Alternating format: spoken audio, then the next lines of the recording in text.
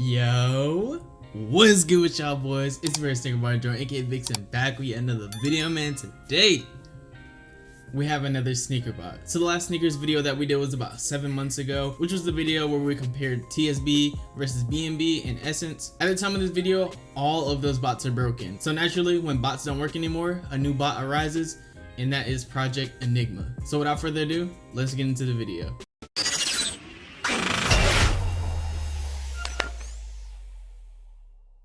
So starting off with some information on Project Enigma. At the time of this video, Project Enigma is retailing at $400 and then $120 every 6 months. Not a bad price at all considering how many Nike drops actually happen throughout a year. There's going to be tons of opportunities for you to make your money back. But now let's actually dive into the UI and see what Project Enigma has to offer. Just starting off before we jump into the actual bot, let's talk about their rental system. So Project Enigma is already very hard to get your hands on. I don't even see anybody actually selling the bot. I don't know if it is resellable, but you are able to rent it. I think their rental service is very cool and convenient. Basically, when someone wants to rent out their PE to you, each user gets their own key and that person can't re-rent out that key until your time is actually up. So it's very convenient because there's a small chance of you actually getting scammed. With other bots, they could just sell you the key, they could reset it, and then you're pretty much out of your money. At least this way it combats that. I don't know if you guys have noticed, but I am in a Chrome browser right now. Don't think that it doesn't use your resources from your actual computer. You still have to download an application where it's going to use those resources, but you're just managing everything all in the browser.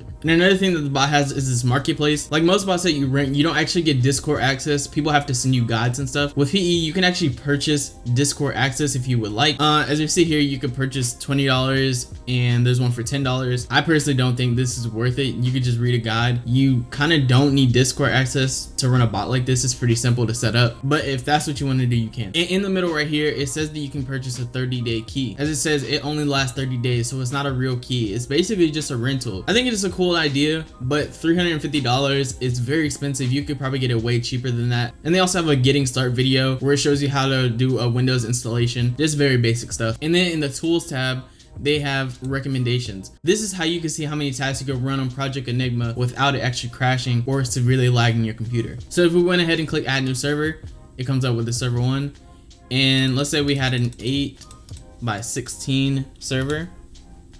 It'll tell us that we could run 56 tasks. The reason it's 56 is because the non-headless browsers that are going to be popping up. It's basically like if you were to do it manual, it would just automate it. So if I were to run 56 tasks, all 56 windows are going to pop up individually. Then if we go ahead and click the non-headless, it'll tell you 64 just because it's less CPU and memory intensive. So you're going to be able to run a lot more. Then moving down, we have the order checker. If you want to put your order number and your email, that's good. Just convenient stuff. And then the win tracker.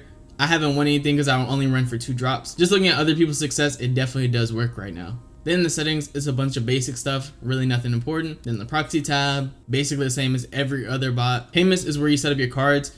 It's unlike different bots where you actually have just your profiles and the shipping address and your cards are all in one place. They made 2 separate tabs for it. And profiles is where you're gonna put your home address, your shipping, your billing, all that basic information. Then we have the accounts tab. This is where you store all of your accounts. And if we click show advance, it's actually going to come up with some options where you can assign certain proxies to certain accounts just so you can keep it as consistent as possible, and the same with the profiles. Another cool feature about Project Enigma is they have the activity generator. As of right now, there's speculation that the more activity on your account, the better your chances are to cop. That could be from anything like going in the sneakers app and browsing or viewing stories like the Dunk series or some of the live streams and taking a part of some of the polls. And from this drop down menu, it gives you a few options where you can log in.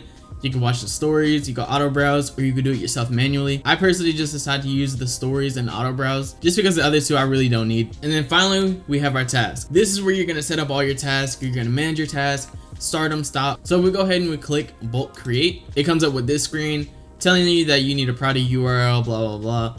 So if we go ahead and click choose, it'll come up with all the available products that are loaded onto sneakers. I noticed that PE doesn't really work well with shock drops, especially because of the way that it enters accounts. It kind of staggers each one. So if the first one enters in the first minute, some will enter 30 seconds later, 45, some entering earlier than that. So you kind of just don't have enough time to enter all of your accounts at once. Then right below that, we can enter our size. In the instructions, it does say that it takes comma separated values, so like 3, 4, 5. You can't do random sizes that I'm aware of, but either way you can still just type out the entire size range and it's basically random. For the product ID, I haven't found how to actually get it, but if you go into the little products URL where they have the sneakers stuff that's already loaded, if you click one of these shoes or any of the items, it'll already fill out this product ID.